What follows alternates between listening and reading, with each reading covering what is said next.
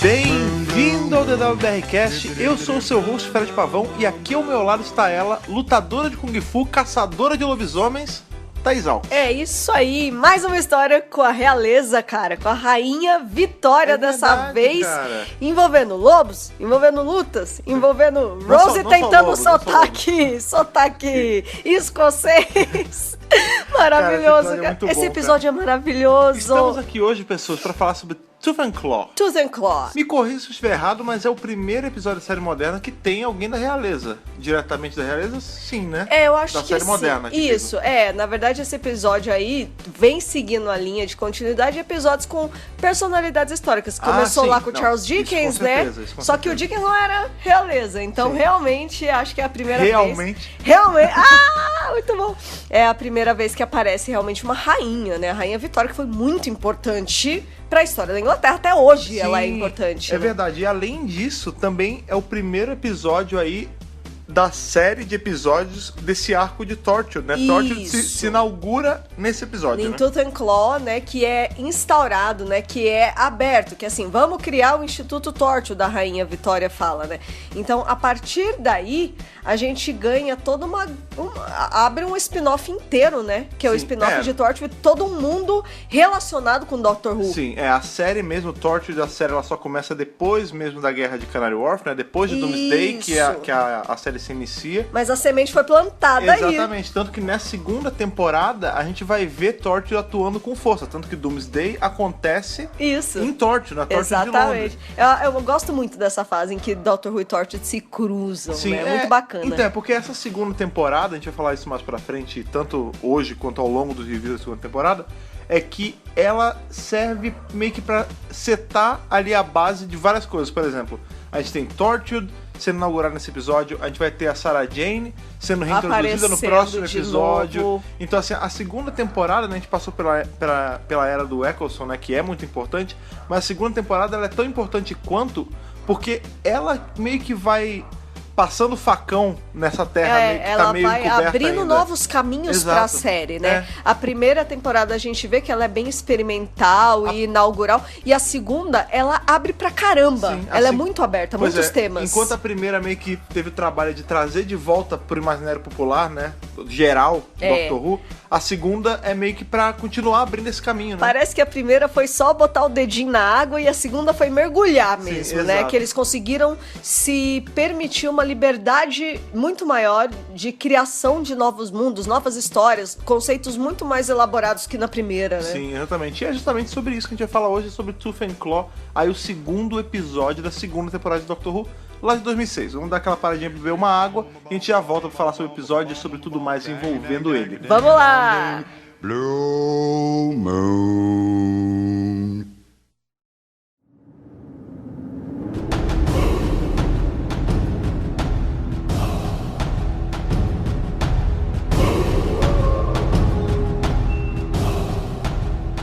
Então vamos lá pra Sheffield em 1979. Não, pera. Esse era o objetivo verdadeiro da viagem do 10º Doutor e da Rose. Porque, na verdade, esse episódio ele é muito louco, porque ele começa de um jeito... O começão dele mesmo... a primeiríssima cena. Não parece que tem nada a ver. É tipo, o tigre e o dragão isso encontra Mitz em nome da Rosa...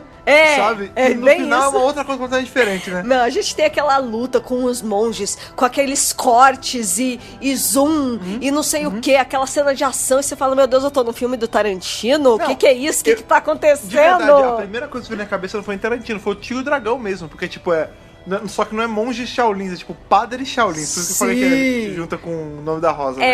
Pois é. Mas é muito louco, porque tipo, se você pega essa cena isolada, você não acha que tem a ver com esse episódio, né? Não tem nada a ver, né? Não dá pra descobrir ainda direito quando você vê essa cena. O que é? Qual é o assunto? Sim, mas ela própria se explica, né? Ela, na verdade, é aquela instituição ali dos padres, os Shaolins bizarros. Os monges, sei lá. Os Brethren. Eles estão pegando as presas para esse lobisomem, né? Isso. Tipo, eles têm esse pacto com esse lobisomem aí, eles recolhem as pessoas e dão pra ele comer. Basicamente é isso. Basicamente é isso. Eles sustentam o lobisomem, Pois é. né? E quando corta pro time da tarde, que dessa vez é bem curto, né? Que é Rose e Doutor, só por enquanto. Isso. Eles estão, tipo, trocando uma ideia. Ele tá cantando música. É, ele tá felizão, animadão, cantando uma música do Ian Dury and the Blockheads. Aí a Rose até fala, você é mó punk, com um pouquinho de rockabilly. Então, mas é muito engraçado isso, porque essa segunda temporada toda, ela meio que... Como é a primeira full do Tennant, né? Porque a gente sabe que ele entrou ali no...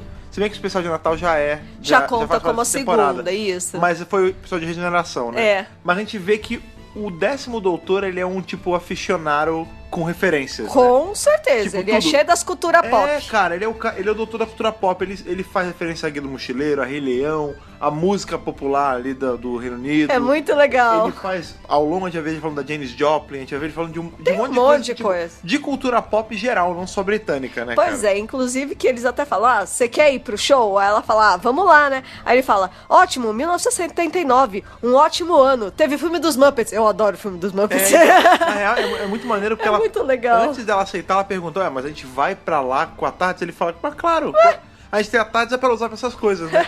Que é engraçado que a gente vê uma... E são as diferenças, né, do doutor dele pro doutor do Eccleston, né? Ele tá muito mais, tipo, vamos curtir a viagem do que o Eccleston, que, tipo... A gente sabe, né? Do lance, do peso da guerra que tinha acabado de acabar e tudo mais. Claro.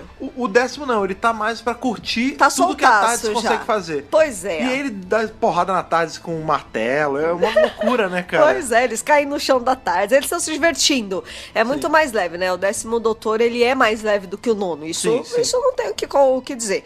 Isso é verdade. Só que aí, né, aquele cálculo meio erradinho, né? O doutor sabe dirigir muito o bem, doutor né? dirige bem pra caramba, né? Só um parêntese, porque a gente vai acabar ficando agarrado com isso ao longo da gravação. Ah. Nossas vozes são meio estranhas. Ai, caso esteja gente, notando. pois é, perdão. Porque teve feriado agora semana passada, aqui na gloriosa cidade de São Paulo, e nós fomos para outra gloriosa cidade do Rio de Janeiro. Exatamente. A gente passou o aniversário de São Paulo onde? Fora de São Paulo. Exatamente, tem Arraial do Cabo. E aí sabe como é que é? Pega sol, grita, come coisa errada, bebe coisa errada. Ar-condicionado, aquela coisa. Pois é, então as vozes, se vocês acharem tá estranha, meio é por conta disso. Mas siga. Enfim, fim do disclaimer.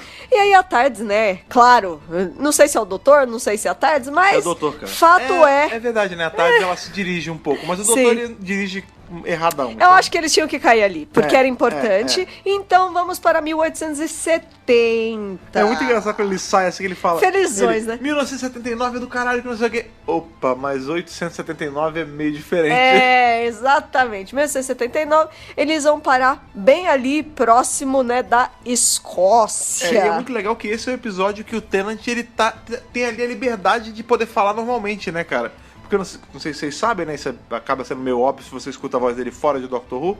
O Tennant, ele, como todo bom escocês, ele tem um sotaque carregadaço, Carregadaço. Né, e o doutor dele, diferente aí, tanto do Capaldi quanto do McCoy, ele não carrega o sotaque dele. Ele usa um sotaque neutro, né? Que é o inglês londrino, é o inglês britânico de Londres. É, exatamente. Né, então, assim, ele meio que neutralizou o próprio sotaque. E nesse episódio ele teve essa carta branca aí de poder falar do jeito dele, né, cara? Na verdade é engraçado porque fica um jogo meio estranho. Não estranho, né? Um jogo meio inteligente. Porque assim, ele percebe que ele tá lá. Aí ele já manda o sotaque já escocês. Ele pergunta que já, é como já ele, em que escocês, né? Que é como ele fala na vida real. Aí dali a pouco tem horas que ele perde o sotaque. Tanto tem uma hora que a Vitória fala, você fala duas línguas diferentes? Cadê aquele sotaque? Cadê aquele sotaque? Então, assim, na verdade, ele tá fingindo o seu contrário, né? Porque ele tem... que o sotaque verdadeiro dele seria o de Londres e ele tá fingindo o escocês. Só que na verdade o Tennant é o oposto. Ele é escocês e faz o britânico. Eu vou te falar o londrino, né? O londrino. Eu vou te falar que eu nunca entendi direito essa escolha da produção de bloquear o sotaque dele. Tipo, de verdade, não é como se ele fosse o primeiro aí a carregar um sotaque pesado. O nono tinha um sotaque do norte, Do né? norte. Talvez a por Jodie isso... também. Ah, não, mas eu digo antes dele, Antes, né? Nessa época ele era o último, O sétimo também permitiram o Então, sotaque dele pois numa é, boa. cara. Não, mas eu fico pensando, tudo bem, é clássica, tem muito tempo, mas será que é por conta do nono ter um sotaque pesadão do norte, eles queriam meio que tentar neutralizar um pouco? Pode ser. Só pelo sétimo eu já deixaria passar, porque ninguém tem um sotaque mais pesado que o McCoy. Não, o McCoy tem um sotaque só por Deus, mas o Tennant também. Em Broadchurch, por exemplo, o Tennant, nossa senhora, é um sotaque pesadíssimo. Não, mas assim, ele tá dublando o Tio Patinhas, ele usa o sotaque full dele também. O sotaque original oficial, né? Eu acho que ele é um ator bem talentoso e consegue fazer esse sotaque. Porque ele consegue. E aí eu acho que pode ter sido aí também o arranjo dele com o Dave, sabe? Vamos deixar ele com sotaque londrino, mas eu não teria me incomodado de forma alguma se ele tivesse mantido. Ele com sotaque escocês. Tipo, de boa, ia ficar... Assim, pra mim não ia fazer a menor diferença, porque ele é brilhante de qualquer jeito. Sim. Não é verdade? Segue aí. E aí eles saem da tarde, né? E aí são pegos bem ali por uma comitiva real da realeza, que né? Ele não sabe que é da realeza ainda. E aí, não, sabe? Porque os caras estão vestidos, né, com a fardinha. Mas só depois que ele vê a rainha, eu acho. Enfim. E aí, né, ele já levanta os braços, tipo, eu me rendo. Não estou aqui pra atacar ninguém, não fiz nada. E aí ele passa uma lorota ali e fala, tá aqui no meu papel psíquico, meu nome é James McCrimmon. Cara, é muito maneiro, porque, bem, não é todo mundo sabe que James McCrimmon, ou Jamie, é o Jaiminho ali, o companheiro do segundo doutor, cara. Do segundo doutor, que era o quê? Escocês. E um dos melhores amigos do doutor, né, cara? Isso sempre foi bem fixo assim na série. Ele é um amor, o Jamie é um companion fofíssimo. Sim, e aí eu não vou lembrar direito da onde exatamente ele fala que ele é. É tipo, Jamie McCrimmon de não sei aonde. Esse não sei aonde, que agora eu não vou lembrar o nome, eu dei uma pesquisada e parece que é uma cidade fictícia, um lugar de uma série da CBeebies. Meu Deus do céu! É tipo uma série de criança, mas que virou... tipo cultura pop, então assim, ele misturou várias coisas. Tá vendo? Ele é cheio dessas referências, né, de cultura pop. E aí, né, ele fala... E a Rose é um animal. Então, pois é. Ela tá nua. Ele fala assim, perdoa minha companheira porque ela está quase nua, né? Eu comprei ela hoje mais cedo, né? Ele fala assim, eu comprei ela no mercado de Londres por 6 pence. Era ela ou o Homem-Elefante? Sim. É muito vacilo, né? E vamos lembrar aí que o filme do Homem-Elefante tem ninguém menos que John Hurt. Sim, que ainda não era doutor, mas o futuro traria ele. Sim. E aí a gente tem, tipo, só 5 minutos de episódio no máximo. E o episódio já tem referência pra caramba, piada pra caramba, é engraçado. Você vê que é muito gostosa essa fase, marca, né, do eu Tennant. acho, da primeira temporada do Tennant, que de longe, assim, em comparação a todas as temporadas que a gente vai ver, talvez ela se equipare com a quinta temporada. Não, da quinta. Que ela é a mais... leve de todas, assim, porque leve, com a da Dona é engraçada pra caramba. Mas termina tem a Dona. Tragicamente. Não, mas a segunda também termina trágica. É porque a da Dona, apesar de ter ela, que era muito engraçada, o doutor ele já tinha passado por muita coisa. Ela já lidava com umas coisas um pouco mais sérias. A primeira temporada dele, né, a segunda, ela tá ali, tipo, pra brincar mesmo. De boa, tipo, né? Esse episódio é um episódio que ele tem ali... requintes de terror, né? Ele brinca um pouco ele é bem terror. A gente sempre fala, né, que o Doctor Who, ele é bem behind the sofa, né? Sim. Inclusive, ele na época, ele era colocado naquele Terror Drone, né? Isso. Tipo, ele era um episódio de terror da temporada. Mas ele é mesmo. Ele tem várias os clássicos do terror, né? Tem esse coisa do lobisomem, lua cheia, bababá. Então, isso é bacana, ele porque é escuro, né? O Doctor Who tem muito esse lance que a gente sempre fala, né? Não é, qual o gênero de Doctor Who? Não tem como saber. A gente fala sci-fi assim de cara, mas não é, né? Ele brinca com tudo. Ele é aventura, ele é sci-fi, ele é medieval, ele é terror. E esse episódio, ele tá bem ali no espectro do terror. Tá no terror, mas ao mesmo tempo, ele é um episódio bem engraçado, né, cara? Ele é leve. Você vê que a Rainha Vitória, ela é parte do alívio cômico do episódio. Sim, com certeza. Principalmente as partes que a Rose fica falando, né? Que é justamente nessa hora, né? Eles são pegos, nananana. Aí eles estão lá atrás, né, da carruagem dela, e ela tava falando assim pro doutor: quer apostar quanto que eu vou conseguir fazer ela falar "We are not amused"? E aí o doutor... não vou apostar com você, eu conheço já a história. Aí ela fala 10, então ele tá bom. Beleza, né? 10, e ele perde a aposta, porque é isso. No final, mas bem no final, porque ela fica cutucando a rainha toda hora. Ela fala, meu Deus, daqui a pouco essa rainha vai dar um negócio, mas é isso que eu acho vai maneiro. Dar um soco nela, sei lá, vai mandar matar. Mas é isso que eu acho maneiro, porque mesmo nas cenas tensas porque ela do episódio... provoca, mano. Então, a Rose, ela tá tão, tipo... Ela tem um objetivo nesse episódio, tipo, fazer a rainha falar a frase. A parada tá, tipo, pegando fogo, né? Tem lobisomem vindo, um monte de coisa. O pessoal morrendo. E ela tá tentando fazer a velha falar "We are not amused", sabe? No meio da tensão do episódio, né? Muito louco. Enfim, eles chegam, né, nessa casa que pertence ao tal do Sir Robert, né? Sim. E a mulher dele, ele fala que ela está viajando, que ela está indisposta. Mas a gente já sabe que existe essa criatura no porão e que a Lady, né, ela tá lá no porão junto com o resto todo mundo foi capturado. As meninas, né, que são as empregadas da casa. Sim, e é interessante então lembrar já tem também, coisa errada. Sim, que o padre monge louco lá, Shaolin, ele tá pagando o líder dos caras, né? Ele tá pagando de mordomo na casa. Isso. Então o que acontece? Esses caras chegaram na casa do Sir Robert, aí falou assim, ó, a gente tá atrás da rainha, eles já sabiam que ela ia passar por ali. Sim. E falaram assim, tudo meio bem planejado, né? A gente vai capturar aí sua mulher e você fica calado, porque a gente vai capturar a rainha. Então o tempo todo esse cara tá em conflito, porque ele é muito fiel à rainha, né? O pai dele era amigo pessoal do marido da rainha, então existe uma conexão muito forte entre eles, mas ele tá sendo coagido, porque a mulher dele tá presa. E eles vão matar a mulher. Eles estão usando a mulher como uma moeda de troca, né? Pro cara. Entendeu? Então é uma situação já complicada, mas o doutor e a Rose ainda não fazem ideia do que tá acontecendo. Porém, o doutor demora até mais pra descobrir. Ao mesmo tempo que eles demoram a sacar, incluindo o próprio doutor, quando ele chega na casa, que ele vê que o cara tá gaguejando, tá tateando pra falar, ele já fica meio que de antena ligada. Porque o doutor, né, ele é espertinho. E aí eles vai lá e apresenta que é a maior obra do pai dele, que é o tal do observatório, e que tem aquela luneta enorme, lá, o telescópio, bababá. Esse primeiro momento do episódio é tudo pra setar as regras do jogo ali. Tipo, ele fala, o meu pai, ele era um homem muito inteligente, ele era versado não só em ciência, mas em contos de fada. Então tinha esse lance que ele manjava de lobisomem e tal. Essas peças no começo do episódio parecem ser meio soltas. Vão colocando as cartas na mesa, mas no final tudo se encaixa, né, cara? Tudo se encaixa. Porque até a rainha fala, né? Existe sim uma história de lobos, mas a gente vai contar ela na hora do jantar. E aí ela até fala, né? E eu quero que a sua criada, seu animal, troque de roupa. Estou cansada dessa nudez. I'm tired of nakedness. Aí eu falo, meu Deus. E aí a Rose sobe pra um dos quartos. Ela nem chega a trocar, né?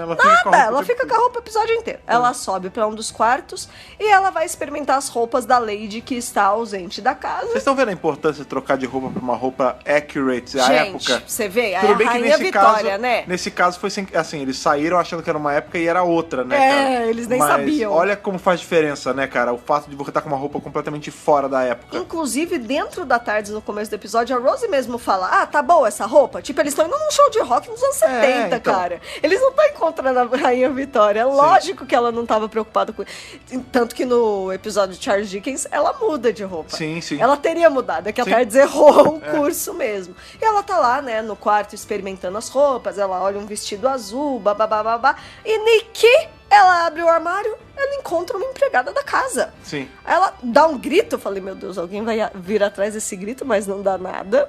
E ela fala, nossa, o que você tá fazendo aqui e tal? E aí a mulher conta, olha, na verdade assim, o cara prendeu todo mundo, a Lady tá lá no porão, não sei o que. E a Rose fica sabendo de toda a história. Sim. Enquanto isso, o doutor tá feliz. Tá de boa batendo papo, de boa, ele tá impressionado. Não é que ele esteja admirado com a Rainha Vitória, mas ele tá conversando com ela de igual pra igual, tá ouvindo as histórias, tem o capitão, tem o dono da casa. Eles estão jantando, ele esquece que a Rose ainda não chegou. Eles estão comendo de boa e tipo, ele nem aí. Ele tá ouvindo as histórias, a história do lobo, e esqueceu que a Rose existe, entendeu?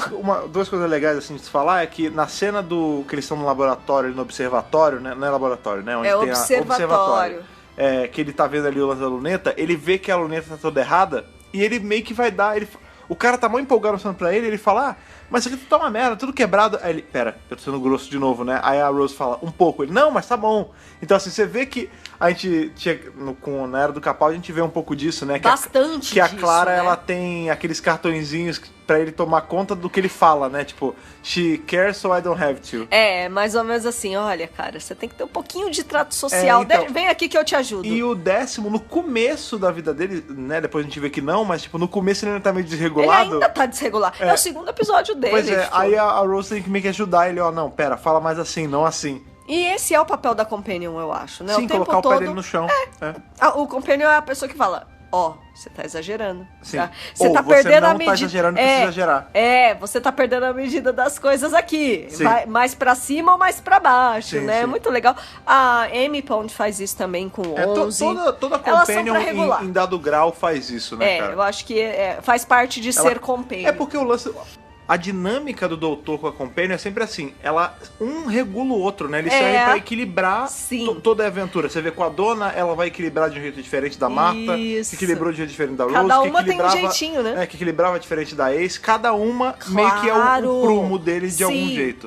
Serve como bússola moral mesmo ali, né? E enfim, aí beleza. Estão lá no jantar, o doutor ouvindo a história do lobo, não sei o que lá. E nisso a Rose, ela é capturada, porque ela sai do quarto com a menina, a Rose fala, não, ó, vai ficar tudo bem, vem comigo, confia em mim. E a menina, não pode sair. E ela, não, vai ficar tudo bem, vamos lá. E não fica tudo bem, elas são capturadas ali no corredor mesmo. Você vê que a casa tá toda tomada já pelos caras. Saindo dos pormenores, assim, do que acontece quando acontece, os mínimos detalhes, o grande pico do episódio é isso, né? Ele vira um episódio de investigação ao longo, porque a gente tem parte ali do cast capturado, né? Tá preso lá embaixo, ficando de frente pro lobo, inclusive a gente vai ter umas cenas da Rose dialogando com o lobo. Isso. E tem aí referências ao Bad Wolf. Ao Bad Wolf, ela é capturada e ela é colocada lá embaixo com a Lady e o resto das empregadas, e ela conversa com o lobo, tá todo mundo... Que ainda não é lobo, né? É só um cara bizarro, ainda é o cara, ainda tá em forma humana, quase inumana, né, ali, porque já perdeu a humanidade. Forma bizarra. E assim, todas estão amedrontadas, e ela não, ela já é companion material, ela já passou por uma temporada inteira, então ela sabe, ela fala, olha, você não é daqui, né? Você é de... Ó, como ela já sabe dialogar com o bicho. E o lobo também, né? Ele fala assim, o cheiro que eu sinto, né, é de muito longe, você tá muito longe de casa. Isso. Aí ele fala, você tem parte com o lobo você também. Você arde como o lobo, né? Ele fala, você tem parte com o lobo e você ardeu como o sol. Como o sol, Mas eu só preciso da lua, né? Isso. Então, assim... O lobo dela é uma coisa completamente diferente, né? É o Bad Wolf, mas existe uma certa ligação ali, porque um vê no outro, né? E aí, eventualmente, claro que esse lobo vai transformar, porque a noite de lua cheia, né? E enquanto isso está acontecendo lá embaixo, no jantar, o mordomo da casa, que é o careca lá, que é o líder desses monges, começa, né, a falar em latim. Sim, latim é uma língua Latim é um problema, né, gente? Latim é uma língua morta, por quê? Porque antigamente, imagina, você na padaria comprar um pão, você invocava um demônio. Era assim, sem cara. querer. Latim é isso, cara. Você tá conversando, batendo um papo, falando... De repente, como é que tá o clima hoje? Quando já você vê... Puxou ali o lobisomem. Sobe o Baphomet. Foda, cara, é complicado. E aí, né, claro que começa toda a correria do episódio, bababá, segundo ato. Quando a Rose encontra o doutor, ela fala, onde você tava? Where the hell have you been? Tipo, caraca, você não percebeu que demorou horas pra eu me arrumar? Você não percebeu que eu poderia estar em problemas, né? Mais ou menos isso que ela quer dizer. E aí, corre pra lá, corre pra cá, um monte de gente morre. Um monte de gente morre nessa história, e eles vão pra biblioteca, né? No fim das contas, eles ficam ali meio que presos na biblioteca. Em dado ponto, o grande lance que fica assim, fica o doutor, a rainha, o Sir Robert e a Rose. Só. Tipo, não fica mais ninguém. Eles formam meio que a equipe do episódio. Fica a Lady, qualquer coisa lá, a mulher do Robert, com as empregadas rondando pela casa, e elas notam um padrão, que é muito importante, que todos os monges ali, padres loucos do Shaolin, eles estão com aquela roupa de gari, e eles estão com... roupa de gari, cara, foi mal. É verdade, laranjão, não se perde na roupa neblina. Roupa de naruteiro, eles estão com a roupa de naruteiro. Não, é laranja naruteiro. E estão com um colar de visco, né? Isso! E aí a própria Lady que mata a charada, tipo, olha, eles estão com coisa, por isso que eles não estão sendo atacados.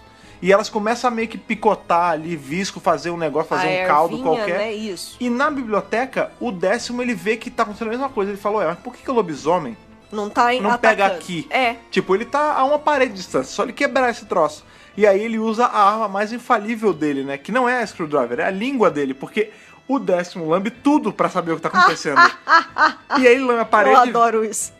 Ele lambe a parede, vê que tem, no verniz tem visgo. Isso. E é isso que protege ali o ambiente da onde tem aquela luneta gigante. Pois né? Tem aquela famosa e célebre frase que ele fala, né? Livros, a maior arma, né? Que a gente pode ter. Sabe que eu achava que essa cena era do episódio da Agatha Christie? Então, nada, cara, é desse episódio. Essa cena é daquele tipo de cena que eu eu lembrava dela, mas eu não sabia aonde ela era. Tipo, É uma eu não tinha a mínima bobagem. ideia de onde era. É uma frase, né, que ele Mas que marca fala. a beça. E, tipo, tem esse gif pela internet inteira. E vira e mexe, vive aparecendo por aí.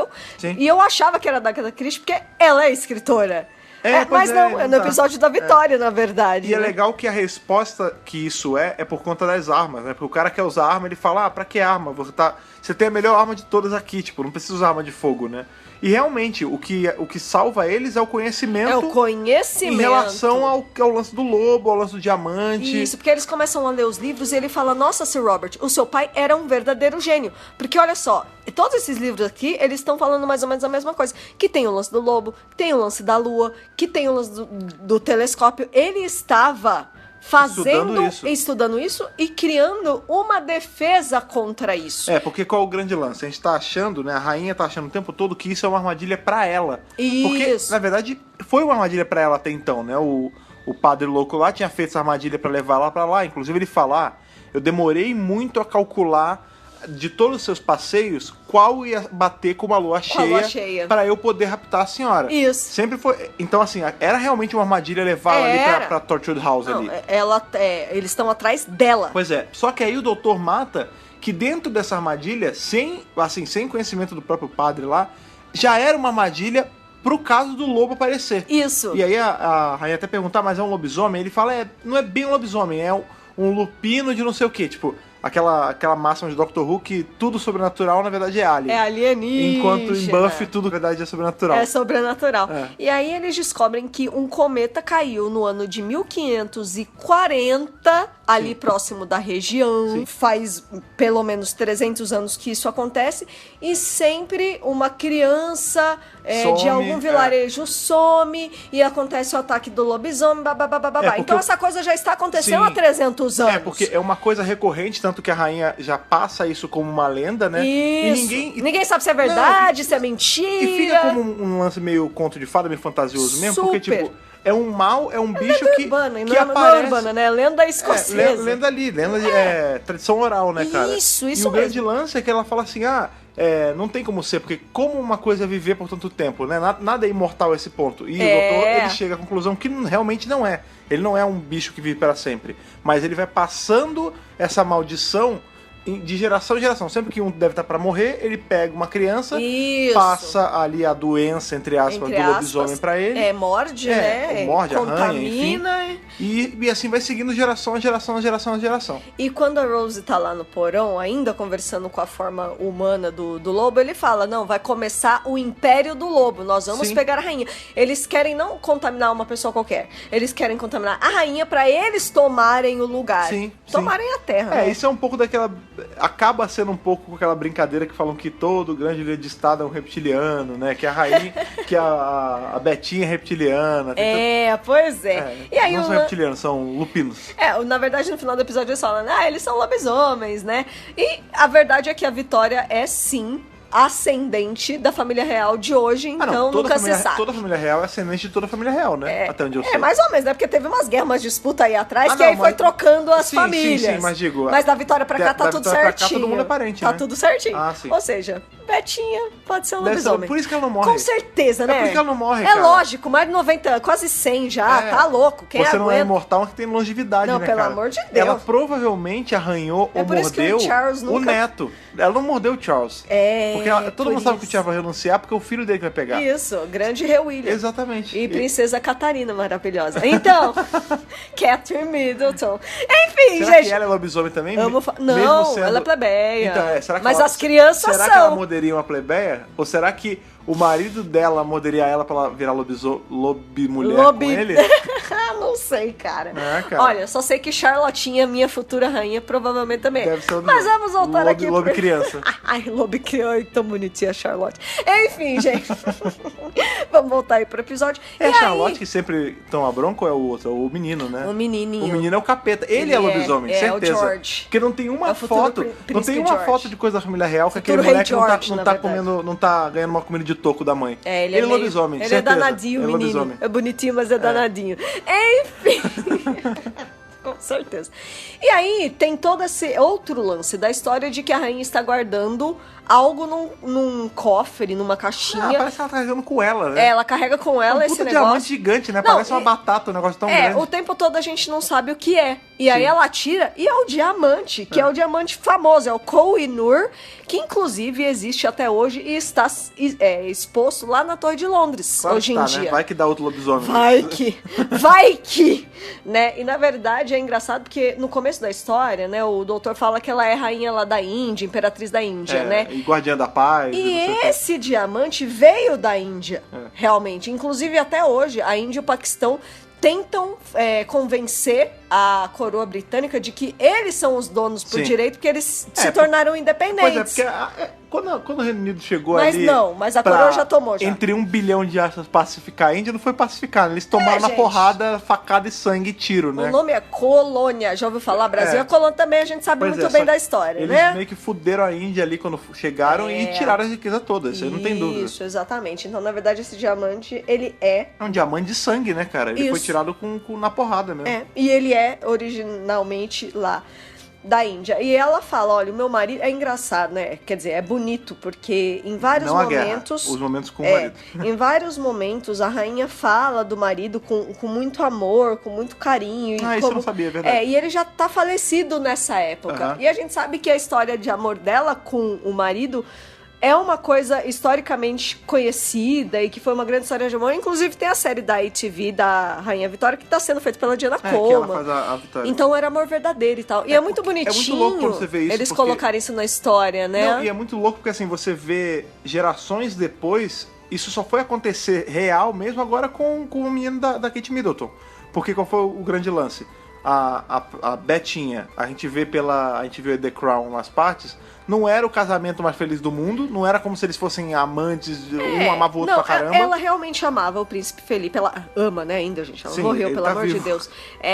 Mas há boatos de que ele deu uma escorregada ou outra. Então, e aí a gente teve o Charles ali com a Diana e a Camila. Todo mundo sabe que ele foi em posição pra ele casar e deu merda do que deu. E agora tem esse príncipe que casou com alguém que ele amava, né? Então, assim, é difícil você ver... Os dois príncipes, né? Pois é, na família real, até um tempo atrás, assim, alguns séculos atrás, era muito difícil você ver, tipo, esse lance de... Amor verdadeiro, não, né? era casamento real, era acordo de donos de terra e famílias importantes pra virar uma família só. Era sobre poder, influência, disputa geográfica e tudo mais. Então, mas eu não sabia esse lance que a Rainha Vitória, ela realmente amava o marido e vice-versa. Pois é bem bonitinha a história. Inclusive, tô pra assistir a série com a Diana Como é que a gente teve uma verdade clara, eu tô esperando um pouquinho. Sim. Mas a série ganhou um monte de prêmio. Sim, mas eu acho bacana porque, por exemplo, isso é uma coisinha jogada no episódio, assim, mas que instiga a gente a pesquisar. Claro, aquilo que eu sempre falo certeza. de a importância de episódios com personagem histórico ou com momentos históricos. Sempre. Porque eles instigam a audiência a pesquisar a coisa ali relativa àquilo, né? Não, e a Rainha Vitória é muito importante pra história da Inglaterra, né, gente? Muito bem. E aí, na hora que o doutor vê o diamante, porque ele fala, mas por que você tá carregando esse diamante? E ele fala, não... Ela fala, o meu marido sempre mandava cortar um pedaço do diamante, porque não estava do tamanho certo. E aí o doutor mata, ele fala, eu sei por que ele fazia isso. E ele vai. Aí. Cara, essa cena é muito maneira. Essa cena é ótima, porque é a hora que ele. É o momento eureka. Ele ligou os pontos. Ele tipo, nossa, já sei, nossa. As sinapses bateram, né? Bateu, assim. E tem vários cortes da cena dele pegando no cabelo, tipo, meu Deus, é isso. Eu sei. Porque, tipo, esse é o Tennant, sabe? A gente tá no segundo episódio dele, mas a gente já tá vendo a personalidade dele sendo formada. Engessando, né? Ele é rápido. Ele é muito, assim, ele tem muita agitação. Ele é acelerado. Ele é acelerado, tipo, nossa, sim, já sei, pera, nossa, vem comigo. Ele é assim, sabe? Ele é muito rapidinho pras coisas. E é muito legal, eu gosto do jeito dele. Maneiro. A dedução que ele chega é que esse diamante, na verdade, ele tava sendo lapidado ali, cortado, pra poder funcionar junto com o telescópio do pai do Sir Robert lá. Exatamente. Porque eles eram muito amigos, né? Isso. Então cada um tinha uma parte meio que dessa arma de defesa contra eventuais lobisomens, né, cara? Exato. Chegamos aí, então, quase que no fim do episódio, no terceiro ato, em que eles conseguem chamar a criatura. Eles vão pra sala do observatório. Eles dão um jeito de murar o bicho. Pra criatura ir atrás deles ali, pra ele conseguir colocar o diamante ali e empurrar o telescópio de uma maneira que atingisse o monstro. Sim. A luz da lua passando pelo negócio e batendo no bicho. lobisomem. A verdade é que, assim, nessa altura do campeonato, o lobisomem ele tava fora da casa, né? Ele já entrou, porque ele entrou pelo aquele teto de vidro, né? Isso. E ele só não matou geral porque a Lady coisinha ali com as empregadas... O marido do Sir Robert. A mulher do Sir Robert. Ela tinha feito ali a canja de mistletoe, ali de visgo, e ela jogou no bicho, e isso meio que foi tipo um ácido pra ele. Ele ficou meio desorientado. Então, assim, isso é bacana porque foi a junção de todas as inteligências que meio que defenderam a casa por um tempo. Porque essa Lady não era tão besta, não. Ela foi esperta, Pois cara. ela foi esperta. E o Sir Robert, como ele meio que foi o causador disso tudo, que é o que ele fala, né? Se ele não tivesse feito o pacto ali com o padre pra poder levar a rainha, talvez nada disso tivesse acontecido. Pois é, ele se sacrifica. Muito culpado, por causa da culpa, né? Ele tá se sentindo culpado porque ele entregou a rainha e ele até fala pra ela, tipo, eu dei vários indicativos de que, né, eu deixei umas pistas meio assim, meio... Pra você sacar que tava... que só que ruim. ela não entendeu, infelizmente ele não foi claro o suficiente. E ele fala, não, beleza, eu vou me sacrificar. Na hora que eles entram no observatório... ele que é a isca, na real. Ele fica ali fora. Aí o doutor até fala, meu bom homem, porque você vê que o cara... Ele tá sacrificando a vida dele pela rainha, pelo país e tudo mais, sabe? Pela coroa e tal. E é bonito de se ver. Eles fecham a porta e ele fica lá fora. A gente tem essa câmera, né, do monstro que é meio azul e ela tá atrás do cara. Isso é legal também que tem visão em primeira pessoa nesse episódio. Tem, do monstro, né? Então, assim, ele se sacrifica. Porque ele se sente culpado. Porque foi ele que entregou a rainha nas mãos dos caras, entendeu? E daí quando o lobisomem chega ali na sala do observatório, é justamente a hora que a lua tá no ponto mais alto. O telescópio, na verdade, ele não é bem um telescópio, ele é quase como uma lupa, né? Isso! O que eles fizeram ali nada mais é do que o que toda criança dos anos 90 fazia com lupa, e formigueiro. E a luz do sol. Ele é um amplificador, um canalizador, um catalisador, sei lá, da energia da lua. Isso. Faz aquele raio. A forma, eu acho, correta seria ele botar o diamante dentro, né? Só que, como é tudo no improviso, ele meio que joga o diamante no raio e ricocheteia e bate no lobisomem. Isso. E meio que é como se ele filtrasse o lobisomem ali do cara, ele solta energia e já era. Então, assim, problema acabou. Só que não acabou... Mais ou menos. Porque no último segundo, ele aparentemente arranhou ou mordeu a Rainha Vitória, né? Pois E aí o Décimo fala, eu sou doutor, deixa eu dar uma olhada. Ela fala, não, foi só um arranhão. Ele fala, mas um arranhão pode ser perigoso. Ela fala, não, mas foi um arranhão da porta quando eu entrei. Então, assim, na verdade, fica subentendido, né, que sim, ela foi ferida. Ela foi ferida pelo lobisomem, sendo um arranhão ela foi ferida. Ou uma mordida. Tanto que na hora que ela tá dando os títulos reais pro Doutor e pra Rose, a mão dela tá enfaixada. Sim. Ela foi ferida, sim. Não, e aí você fica pensando, por que ela não reagiu mal? Por exemplo, se você fosse mordida por um lobisomem, você deveria ficar minimamente assustado, tipo, fudeu. Mas agora ela tá ficou comigo. de boa, né? Ela ficou de boa, porque, cara, você ser um bicho super poderoso, sendo a pessoa mais poderosa do mundo naquela época, tinha as suas vantagens, né? Então você vê que ela nem nada. Not even bothered, não, né, cara? Ain't amused. Not amused. Ela finalmente consegue, né? A Rose consegue fazer ela falar a tal da frase do I'm not amused. Porque é muito legal porque a rainha condecora eles dois, né, cara? Ela fala, pelos serviços prestados e ajuda, não sei o quê. Eu condecoro você, Sir Doutor da Tardes e Dame Rose of the Paulo State, que é o bairro onde ela mora. Tipo, ela, agora a Rose é uma dama, olha só. Sir e Dame. É a dama Rose do condomínio ali da periferia. Da Coab. Dama Rosa da Coab. Tipo, e o Sr. Doutor da Tardes. Muito bom. E aí, Nick, ela condecora, né? Aí você pensa, pô, beleza. Bipolar, a velha, todo mundo amigo, né? Inclusive vocês estão banidos daqui. Não, o doutor não saca, ele fala, ué? Como é? Quê? Ela Como fala, assim, bicho? Vocês ajudaram e por conta disso vocês merecem a condecoração, mas vocês sabem de coisa. Eu sei que vocês não são daqui, eu sei que vocês vieram de além das estrelas. Olha como ela é esperta a coroa não vai compactuar com isso. O Reino Unido, ele não compactua com essas coisas além do nosso conhecimento. Eu não quero vocês pisando aqui mais. Vocês estão banidos daqui. Sim. E pra eles, dane-se, né? Porque, veja bem, Eles nem moram ali, eles não vivem ali, pra eles não tem problema. Ainda, né? Porque no futuro eles estavam andando ali direto, né? Mas se for outra companhia, outro doutor, pode voltar numa boa. Não pode, não. É o doutor que é caçado. Não, eu sei. Sabe por que, mas sabe eles por que podem, eu sei que não pode, eles não? Eles podem, né, dar aquela... Não, dá aquela disfarçada, sim, com certeza. Mas Sim. qual é o lance? Eles aceitam, né, o banimento deles, vão embora, ele pega uma carona com um cocheiro qualquer. Sim, sem voltam problema pra Tardes, nenhum. voltam pra Tardes batendo papo ali de tipo, ó, ela foi arranhada. Tá vendo como eles são lobisomens mesmo? A família real é um lobisomem. A princesa Anne. Não, com certeza ela é um lobisomem. Que é uma das filhas da Beth. Aí a Rose fala assim, por isso que eles são tão reservados, todas as coisas deles, os eventos são programados certinhos, se duvidar é programado com a lua, todos eles são lobisomens. Eles são lobisomens. O episódio pra eles termina ali. Só que a gente tem o pedacinho da ceninha. Cena que foi mal. Pra mim é a cena mais importante do episódio. Tipo, o episódio, na verdade, ele só existe por conta dessa cena, né? Que a rainha, ela tá conversando com a Lady, que sobrou, né? Ela fala assim, eu sinto muito pela sua perda, né? O seu marido, ele morreu como um herói, eu sei como é perder uma pessoa que a gente ama, e a morte dele não vai ser em vão. Aí ela fala... Ela até pergunta, você vai ficar aqui? Ela, não, acho que eu não vou ficar mais aqui e tal. Pois é, e o lance é que o nome da casa, o nome da mansão era Tortured State. Tortured State, exatamente. Isso. E ela fala assim, eu vou fazer uma organização que toma conta dessas coisas esquisitas, sobrenaturais, que vêm do outro mundo, não sei o quê, em especial pra ficar de olho nesse tal doutor, caso ele apareça de novo. Isso. Então, o doutor que abre o olho, porque Tortured tá de olho nele.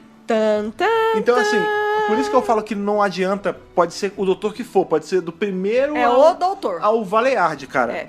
Tortured tem o registro. Jory, Curador e os Escambau. Tudo. Tortured tem o registro. O que a gente sabe é que ao longo da vida de Tortured, por conta das ações do próprio doutor, ela vai meio que começar a fazer vista grossa pra ele e eventualmente virar uma aliada dele. Mas a concepção da Tardes, a criação de Tortured, ela foi feita única e exclusivamente para manter a segurança do Reino Unido em relação ao doutor. Por isso que eu digo que a Tardes não foi por ali pra lá por acaso. Sim. Porque esses eventos causaram a fundação de Torchwood.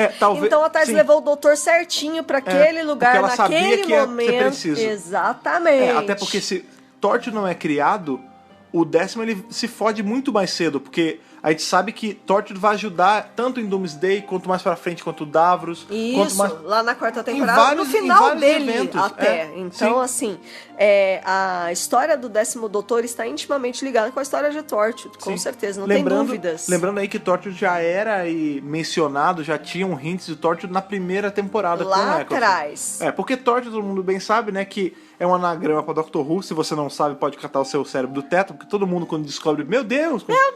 Porque qual é a parada? Toda série, todo elemento de série, quando precisa ser mantido às 7 chaves, ele tem aquele...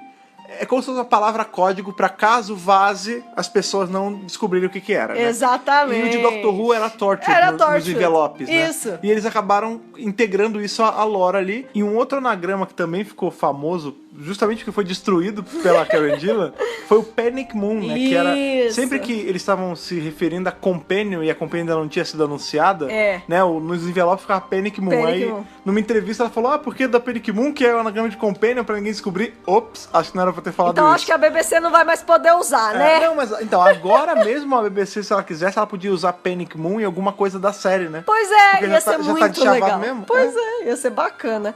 Enfim, eles resolvem aí toda a treta. A rainha cria o Instituto de Torchwood e a partir daí a gente vai ter o cruzamento, né, das histórias do 10º com Jack Harkness e tudo mais. Sim, na hora que ele vai começar a voltar para ajudar, né, cara? Isso. Eu acho muito maneiro, assim, no geral, toda a ideia do episódio, porque você para pensar, né, agora saímos um pouco do review do que aconteceu e é mais sobre as nossas impressões, né? Eu vejo, assim, esse episódio ele é uma milestone para a série, em especial para a série moderna, né? Eu também acho. Porque ele estipula muita coisa, ele parece um episódio meio bestinha, mas ele estipula muita coisa. O lance de Torchwood, o lance das estranhezas com a família real. Isso. Apesar disso não ser muito usado, né? A gente... Nunca mais eles usaram isso como pra nada, né, na série. Mas, tipo, o fato de ter a família real sempre de olho no doutor, a gente sabe que... Uma instituição britânica tal qual o Dr. Who, na verdade. A gente sabe que vai ter um histórico desse doutor em específico com rainhas, né? Isso. A Rainha Vitória coloca uma instituição ali de olho nele, na cola dele. A Rainha Virgem lá... Rainha Elizabeth I. Elizabeth I, ele pega a Elizabeth I em David the Doctor, depois ali no Shakespeare Code, ela volta já velha, mandando cortar a cabeça dele. Não, é maneiro. Você vê que tem um histórico querendo ou não, mesmo. tem uma linha assim que guia isso. Um fio condutor, né? E como eu falei, eu acho legal esse episódio porque ele abre tanta possibilidade, ele abre tanta coisa, né? Ele traz o gênero do terror que sempre combina com o Dr. Who. Sim. Tem a família real, tem lobisomem, lembrando aí que... tem conhecimento científico. Tipo, é muito legal você colocar um telescópio na história, assim. Não sei, todos esses detalhinhos dão um cheirinho de Dr. Who que a gente gosta, pois sabe? É, sabe uma coisa que mostra muito que é Dr. Who? O quão misturados são os gêneros, né? Tipo, o episódio começa com... padres Shaolins malucos, aí tem um lobisomem, aí tem a rainha. Então, tipo, cada... É tudo tão misturado e dá certo no final. Né? Porque é uma história bem costurada, as coisas funcionam. Tem momento de pânico, tem momento de risada, tipo, tem de tudo, cara. Tem perseguição, as cenas de perseguição são muito boas. Sim. Em relação a lobisomens, não é o primeiro lobisomem que aparece em Doctor Who, né? A gente tem ali, justamente com o 7º doutor ali em Greatest Show the Galaxy. Isso. A gente tem uma das... elenco de apoio das personagens Companions de Um Dia Só, que eu esqueci o nome dela agora, mas ela é uma lobisomem, uma lobimulher, sei lá. She-Wolf. Uma She-Wolf, mas é por conta de coisa alienígena. Sim. E ela vai voltar agora como companion dos áudios. E ela voltou como companion na Titan Comics. Olha que bacana. A mini do 7º, que a gente ainda vai revisar antes de entrar no ano 1, 2, 3, né? Tem ela voltando como companion fixa. Olha só. E aí os áudios continuaram. Que bacana. Né? Então o doutor já teve uma companion lobisomem She-Wolf. Sim, né, cara? muito A gente bacana. tem ali em Loop Garou, da Big Finish, que é um áudio do 5º doutor, que é o 5º doutor e o Turlough no Rio de Janeiro, lutando contra lobisomens, tá cara. Vendo? Cara, é que lobisomem é muito cultura popular, né? Sim. É muito... Quem gosta de histórias de lobisomem vai curtir essas histórias também. E Dr. Who sempre pega essa onda, Sim, né? um parênteses aí que é meio fora do Doctor Who, mas serve como momento cultura ali de folclore brasileiro, que a gente traz pra vocês. Claro. É que existe um lobisomem no nosso folclore que é diferente do lobisomem europeu / americano. Olha só. Porque o grande lance é o seguinte, como é a origem de um lobisomem? É sempre aquilo, o lobisomem mordeu alguém, mordido, e aí quando dá lua cheia, ele vira, aí só a bala de prata pra matar. Beijos Gil Weasley, não é verdade? Pois é, mas o Gui não virou lobisomem no Sim. final. Não, ele foi atacado pelo Fenrir, mas ele não vira. Eu acho que ele vira. Ele vira? Eu acho que sim. não, hein? Bom, Lupin, pronto. Não, tudo Lupin certeza, mas ele eu acho que não vira lobisomem não. Temos que investigar isso a fundo. O que a gente sabe é que ele tomou uma navalhada na cara, certeza. Tanto que a Fleur fala, né? Eu sou bonita por nós dois. Mas o Gil Weasley é bonitinho demais também no filme, né? Mas porque ele era pra ser mais estragado. No livro ele realmente fica detonado. Sim, mas assim, o lobisomem brasileiro, ele tem uma origem um pouquinho diferente, né? Dizem que tem várias entradas, assim, vários jeitos que essa lenda pode começar. Tipo, algumas falam assim que é o 13º filho de uma família só de mulheres, que ele nasce com essa maldição de ser um lobisomem. Que interessante. Alguns falam que é, tipo... se a criança cruzou uma encruzilhada numa noite de lua cheia e vira. Aí sempre tem essas entradas malucas. Aí o jeito de vencer nem sempre é com arma de prata. Algumas é com qualquer elemento de prata ou fogo. E tem a que eu gosto mais, que é justamente desse do filho, o filho de família só de mulher que nasce, que nasce homem e vem amaldiçoado. Pra você fazer ele desvirar lobisomem, você tem que pegar as roupas dele, tirar dele, botar do avesso e vestir ele de novo. Aí ele volta a ser homem. Ai, que doideira. Cara, o nosso lobisomem, o lobisomem BR, ele é muito mais perigoso do que o lobisomem europeu, mas todo cara. BR é mais perigoso do que lá cara. fora. E, se eu não me engano, aí, claro, né, a verdade varia de acordo com qual meio tá contando a lenda, né? Tem gente que fala, tem entradas que falam que é só durante lua cheia, e tem umas que é toda noite. Tipo, toda noite ele vira lobisomem. Vixe. É assim, ao contato com a luz da lua. Não tem uma vez por mês, não. Não, tem umas que falam que quando é lua cheia ele fica mais forte, mas em qualquer toque da luz da lua que bata nele, ele vai virar lobisomem mais fraco ou mais forte. Que doideira, né? E pra desvirar tem que pegar a roupa e virar ao contrário, isso é foda também, cara. Muito legal. Enfim, isso não tem nada a ver com o Dr. Who, mas é só um parênteses muito maneiro. Não tem nada a ver com o Dr. Who. Pra mostrar que o lobisomem BR é muito mais foda, cara. É isso aí, pô. Sou um grande defensor das lendas brasileiras. Todo lobisomem é legal, vai, vamos lá. Cara, a Liga dos Monstros brasileira é muito mais legal do que qualquer Liga dos Monstros, cara. Realmente, dava pra fazer uns Dr. Who foda aqui. Cara. Bem, a gente tem os quadrinhos do Doutor, em que ele tem a sereia brasileira, é verdade. É muito legal. Deixa eu falar uma curiosidade muito bacana. Manda ver. Que durante as filmagens de Tooth and Claw, o Tennant, essa Dente e pessoa garra. maravilhosa, levou quem pra leitura de roteiro? Não sei. O pai e a mãe.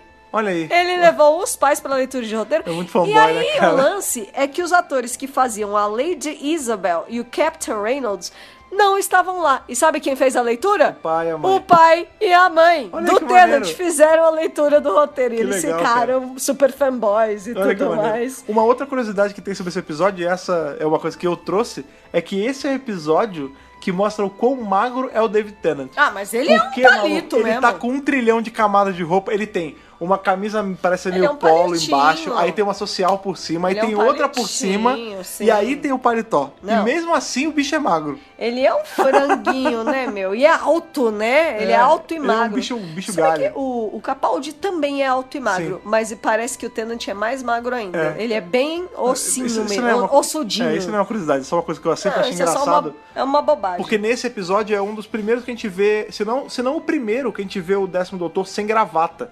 Né? Ele não tá de Deixa eu gravata. falar que eu nem reparei. É porque assim, qual é o visual dele? Ele sempre usa gravata frouxa, que nem o Sétimo usava, né? Isso, Ali, mais afrouxadinha. frouxinha, é. Nesse ele tá sem gravata herói, assim, tipo, ele tá com a gola aberta, aí embaixo tem uma outra camisa, e embaixo dessa camisa tem uma outra. Acho que é porque ele ia no show, né? Aí ele Sim, tirou sim, a gravata é por conta disso mesmo. e aí ficou sem mesmo. E cara, mesmo assim o bicho é fino, cara. Ah, mas ele é super fininho mesmo. Sim, mas sim, continue. Não, só queria complementar, né, que os pais dele fizeram a leitura de roteiros foi lá atrás, 2005, né, 2006, esse sei 2006 lá. deve ter sido gravado. Super 2005, antigo. 2006. E hoje em dia o pai do Tennant já faleceu e tudo mais, né, e rolou até uma homenagem pra ele quando ele foi receber um prêmio. Então, assim, ele era muito apegado com o pai, né, com o Sr. McDonald original, né, que todo o mundo- Tennant não é Tennant, gente. O Tennant é Tennant por causa da música. É, pelo né, amor cara? de Deus. É David McDonald. Isso, exatamente. Então é bonitinho, né? Que ele incluía o pai nas coisas. Ele e o pai tinham uma relação bem bacana. Mas isso é assim. uma coisa meio que rola. Bem, eu não sei, a Jory não fez isso e o Capaldi também não era de levar muita família, mas o Matt Smith, ele sempre levava a mãe nas paradas. Sim, ele é super grudado Inclusive, com a mãe. o Matt não tem Twitter, mas a mãe tem. A mãe e a tem. mãe que meio que é o farol Não, e ali ela é de mó coisa. legal, ela responde as pessoas, ela é mó Não sei fofinha. que ela Lynn Smith. Lynn Smith. Mó é. fofinha também. Ah, É cara, muito legal. eu sou super fã. Famílias de doutores, É, cara, né? mas é legal isso. Você vê que a família é presente em relação, assim, eles estarem fazendo as coisas. A gente vê que, por exemplo, a Georgia Moffat, que agora é Georgia Tennant, ela tava ali. A filha do doutor, que é a mulher esposa do doutor, mas não é o A gente mesmo vai chegar doutor, lá. ainda bem. A gente vai chegar lá. Um dia a gente chega lá. Mas é muito bonitinho ver as famílias estendidas, assim, Sim, né? cara. Tennant é um cara que não esconde esse lance da família, né? Ele inclui muito eles na carreira dele, é muito bonitinho isso. Sim, falando em Tennant, isso aí é uma dica legal pra vocês. Se vocês não viram a gente falando sobre isso no Twitter ou no Facebook, David Tennant agora é nosso colega de trabalho também. David Tennant faz um Cara, podcast. me lembraram isso no Twitter e eu caiu a ficha e falei, meu Deus, é verdade. Hoje, atualmente, claro, né? A gente fez antes, hein, Tennant? Não, mas nós e 1 trilhão de pessoas, né? Sim. Mas o grande lance claro, ele é um homem de 1 bilhão de funções. O cara é ator, ele Dublador. faz teatro, é dublador. Faz tudo. Ele faz tudo. Um homem de 1000 projetos. E agora ele também é um podcaster.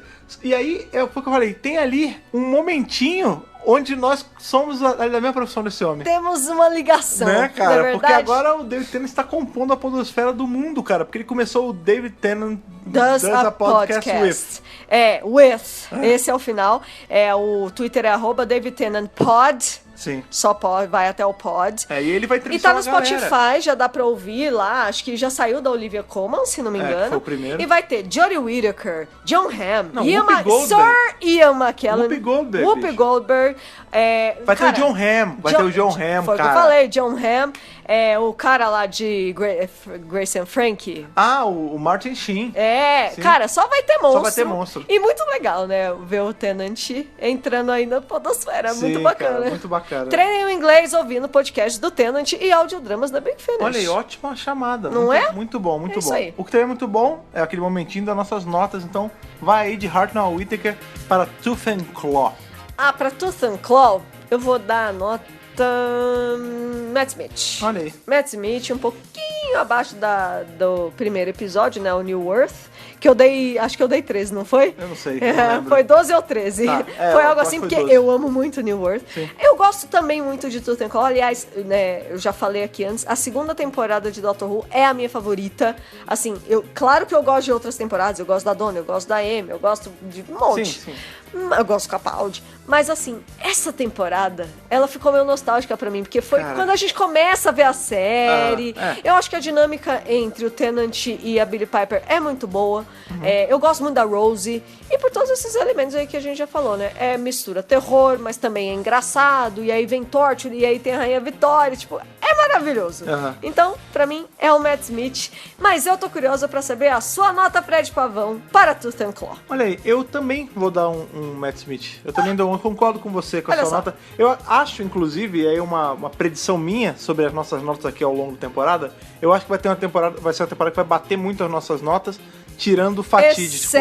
Inclusive, senhora minha esposa, estamos um episódio mais perto do Family Feud aqui de casa, da briga de família. Vai ser o episódio mais forte desse podcast. Esse podcast pode até acabar, hein? Eu tô inclusive considerando chamar um mediador pra esse podcast. Não, vai ter que chamar mesmo. Porque só nós dois não vai dar, Não vai dar. Porque estamos um episódio mais perto de Idiot Lantern, no pior episódio da temporada. Dos melhores episódios de Doctor Who. Você tá louca, querida. Mas isso é uma verdade. Você falou que a segunda temporada ela marca muito, ela tem esse quê de nostalgia. E pra mim também é verdade, assim, tipo, não é a minha temporada favorita, diferente de você que é, né? Todo mundo sabe.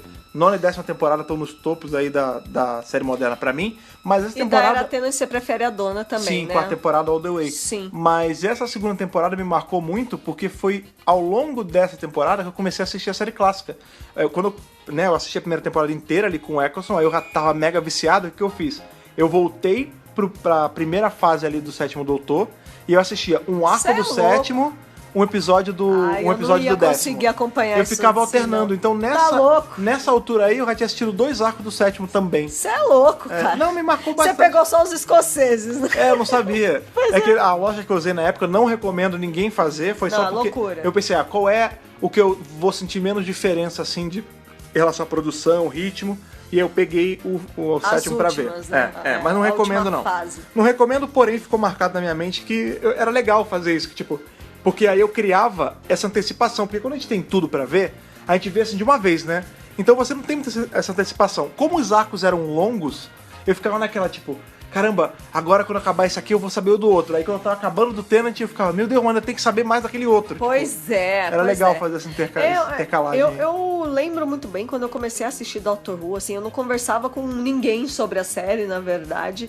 E eu gostei da experiência de ver tudo de uma vez. Tanto que quando chegou a 6ª temporada, que foi a primeira que eu acompanhei, é verdade. Eu pensava, meu Deus, mas as coisas... É diferente assistir de maratona e assistir picadinho. Então, pra mim, eu não sei, cara. A segunda temporada, por conta de todos os elementos que fazem parte dela, me pegou mais. Assim. Entendi. Justo. E aí... Então as notas vão ser mais altas mesmo. Marca tanto que, inclusive, nossas notas foram empatadas. Marca por motivos diferentes, mas tá aí uma nota justa pra Tooth and Claw. Um episódio que tem uma baita importância aí pra lore de Doctor Who como um todo, né? Nossa, com certeza. Um 11 de 13 é nada menos do que justo. É isso aí. O que também é justo é sabermos aí, caso vocês queiram, mandar pra gente aí o review de vocês, a nota de vocês pra Tooth and Claw. Conta aí qual é a sua experiência com esse episódio, o que você acha dele, quais são os altos e baixos pra você. Pra isso, como vocês bem sabem, é só mandar um e-mail pra gente, mandando para podcast@drwhobrasil.com.br. Pra seguir a gente nas nossas redes sociais, o Facebook é o facebook.com/drwhobrasil. O Instagram, que a gente tá querendo chegar a 10 mil, estamos pertinho dos 10 mil seguidores lá, é o instagram.com/drwhobrasil. O pássaro afetado ali pela infecção do lobisomem, que é meio pássaro, meio lobo, que é o Twitter do Dr. Who Brasil, é o twitter.com/drwhobrasil. E pra fazer parte ali do grupo do mensageiro mais legal da internet, o nosso grupo no Telegram, é só você entrar em t.me/Dr. Brasil e começar a papear com aquela galera super gente boa, super supimpa de lá. Outra galera super supimpa, como sempre, são os nossos apoiadores lá do Apoia-se, que são Bibiana Rossi, Mariana Maís Pirolo, Matheus Malveira, Michele Mantovani, Telo Caetano, Rodrigo Cruz, Jaqueline Santos, Danilo Ferreira Rossi, Matheus Pereira Flores, Caio Sanches Rodaelli, Rafaela Ackerman, Thiago Silva Querentino, CB Victor, Will Sartori, Karine Filgueira, o Anderson Teixeira, Duda Saturno, Malcolm Bauer, Leonardo Pereira Toniolo, Rubens Gomes Passos Neto, Débora Santos Almeida, Mariana de França Figueiredo, Ana Clara Fonseca, Débora Ruiz Silva, Kátia Valéria Favalli, Daniel Figueiredo Pereira e Otávio Ferraz. Torne-se nosso apoiador você também, caso os seus corações assim mandem. É fácil, é só você entrar em apoia.se/Dr. Brasil, e aí você apoiando a gente, você tá ajudando a gente a trazer mais material com mais frequência. E aumentar a relevância da série no Brasil, gente, importantíssimo, não é verdade? Exato, cara. Lembrando que você também sempre pode apoiar com outras coisas, como é o caso do seu compartilhamento, que é muito importante, vale ouro, cara. E com certeza. Você faz esse compartilhamento aí, assinando nossos feeds, tanto no iTunes quanto no RSS, aí quando chega o episódio, você avisa pro seu amigo sobre o episódio, pra ele poder maratonar com você. Pois é. Ou fazendo follow ali no Spotify, que é essa rede social aí de som maravilhosa. Maravilhoso. Que tem o nosso podcast lá, que tem o podcast do David Tennant, que em breve agora, quarta-feira, vai ter gravação de outro podcast com outro site que eu gosto muito, Beijo Mega Power, quem sabe ele vai estar no Spotify em breve também. Uhul! Então, sempre indicamos você seguir por lá, compartilhar por lá, a gente gosta bastante de ver quando vocês estão indicando o podcast pros seus amigos. É isso aí. Beleza? Sexta-feira, como sempre, estaremos de volta aqui, já que o episódio de hoje falou aí sobre Torchwood, né? Teve a criação desse instituto tão importante, o Doctor Who. Na sexta-feira a gente volta aí falando de mais um episódio da primeira temporada de Torchwood, revisando que estamos quase chegando aí próximo do final da primeira temporada. Isso então, aí. Voltaremos ali para Niterói, Reino Unido, para Cádiz, para falar de mais um episódio dessa série spin-off aí tão legal. É beleza? Isso aí. Até sexta-feira. Foi bom estar com vocês revisando mais esse episódio. Aquele abraço e falou. Falou, tchau, tchau.